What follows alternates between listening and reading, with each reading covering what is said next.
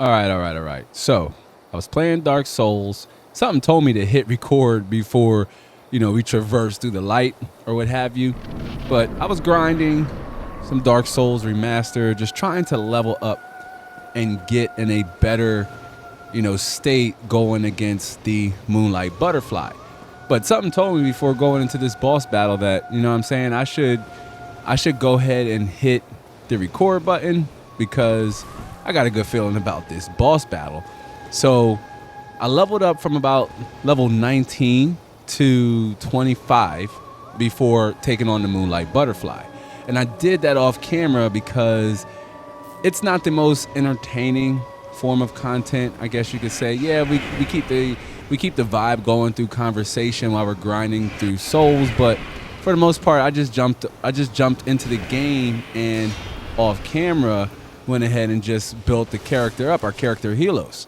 So going from level 19 to level 25, we did things like increase our armor. So I was able to use some of the Titanite shards and additional souls that we acquired during our grind sessions to level up our claymore to +3, our shield to +2, our armor sets to about +1, +2 across the board between our gauntlets, our leather boots, and our chainmail. We was able to put a decent amount of time in leveling up our gear, and this helped us just overall with the whole grind process. But essentially what I was trying to do was, again, get in a better state to go up against the Moonlight Butterfly. And so after grinding, you know what I mean, it really boiled down to, once I went back into the boss battle, it really boiled down to trying to avoid the dreaded firework spiked magic attack. I mean, that attack did me in all of the instances we went up against the Moonlight Butterfly. The 3 Homan missile magic attack, not so much, but that right there, the spiked firework move, I mean, that does so much damage, and I'm willing to wager that move itself has a slight homing feature as well, because I feel like the spikes kind of slightly head in the direction that you're rolling in. So no matter whatever you do to try to roll or evade them, it's like you're still going to kind of get hit, especially as they like impact on the wall or the ground. But dodging the 3 missile homing attack, that wasn't all that bad. I don't think we got hit during this whole entire boss battle with that move set. Same thing with like the exploding charge it does right there, which it's enticing. You kind of just want to stay there and continue to wail on the Moonlight Butterfly while it's in that vulnerable position. But it comes very quick, or it comes quicker than you think.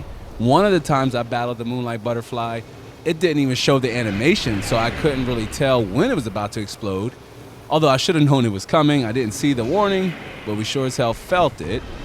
But again, it was that firework spiked magic attack that the Moonlight Butterfly liked to spam, especially if you like try to hover too close to it. It'll just do it repeatedly. And I noticed if you kind of try to waver a little far back, it's going to hit you with that laser beam or that firework spike magic attack, which either of those two moves does quite a bit of damage. So you want to avoid those if at all possible. But I had a good time grinding and just essentially leveling up. I did it off camera again just to kind of keep the flow of the journey going. But since this is essentially part of our Dark Souls Remastered journey, I thought it was fitting to include it, I guess, as you could say, like an epilogue or a prologue in between, because the next Soul stream will just be a continuation leading up to the events after defeating the Moonlight Butterfly. We got a boatload of souls, you know what I mean, among other things, and I felt pretty accomplished after taking down the Moonlight Butterfly. I mean, I felt the natural improvement of both our defense and our attack as we were grinding and leveling up, all the way down to leveling up our weapons. I mean, the Claymore is just an absolute unit and was one of my favorite weapons to use during that grind session, or during those grind gaming sessions, if you will. The Claymore was an absolute blast to use. So I thought, you know what? That's probably the best option for us to utilize going against the Moonlight Butterfly, especially being that it has a nice natural like spread attack once you swing it, versus the battle axe, which is essentially like fixed or located. in the direction that you're swinging at. And we didn't do very well using the battle axe. If you were present during any of those previous live streams, you know exactly what we're talking about. But we didn't do very well using the battle axe going up against the Moonlight Butterfly.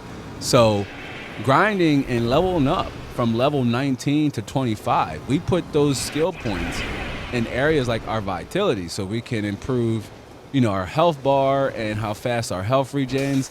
And then the second focus was our endurance, so we can build that stamina up and we can increase our, you know, our weight load, which is something else that I was kind of ignorant and oblivious to. I'll keep it a buck, I'll keep it a hundo. But knowing the general rule of thumb of staying somewhere that, you know, below 20% of your weight load or something to that effect is going to give you the best maneuverability and will drain your stamina the least when you're doing things like rolling and evading attacks.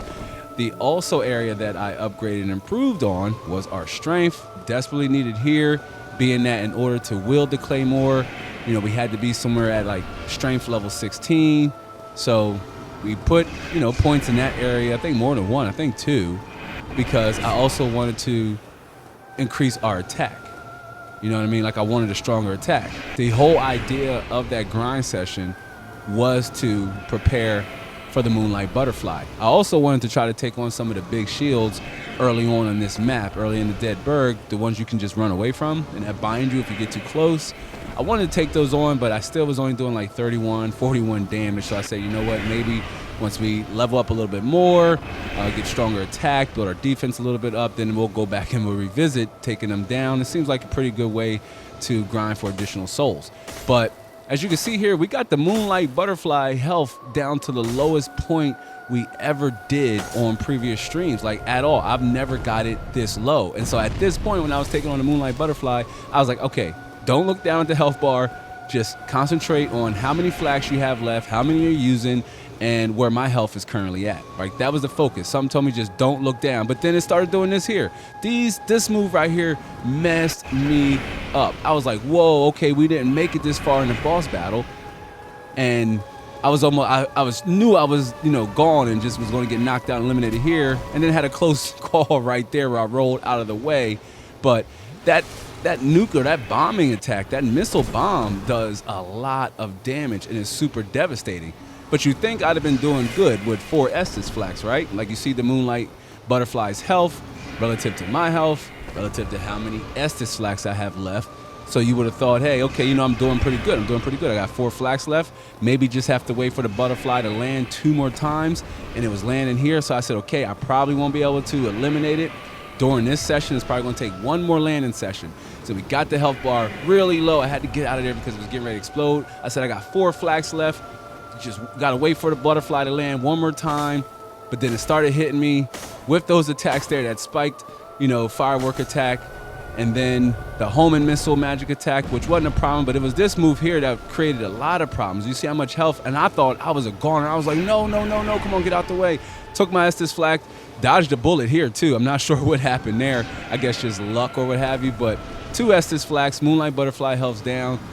We got through the missile bomb attack, so I said, you know what, this is just its normal cycle. I just, you know, can't do anything reckless or get too careless and stay focused on the battle. Just wait for it to land 1 more time. I got 2 emergency flags left in case I get clipped by the firework spike magic attack. Again, the homing missile magic attack wasn't a problem as much as that spiked firework magic attack was. But I can tell by increasing our stamina helped significantly with rolling away and avoiding that attack that we didn't get hit as much as we did early on. But once it landed, I went ahead, I wailed on it, and bam, y'all, we defeated the Moonlight Butterfly. I felt hella accomplished, felt hella good to finally take down the Moonlight Butterfly, right? I had to stop and kind of take it in a moment, even kind of pose for a second, just stop and pose a little bit, and couldn't believe what we just accomplished. But we defeated the Moonlight Butterfly. I know this is one of many bosses to come. The game progressively gets harder as it goes on, but that's all I got for y'all essentially on this one. Again, it felt good to take out the Moonlight Butterfly, but we'll see what the rest of our Dark Souls journey has to offer up. So I do hope to catch you all in the next one. So until then, be easy.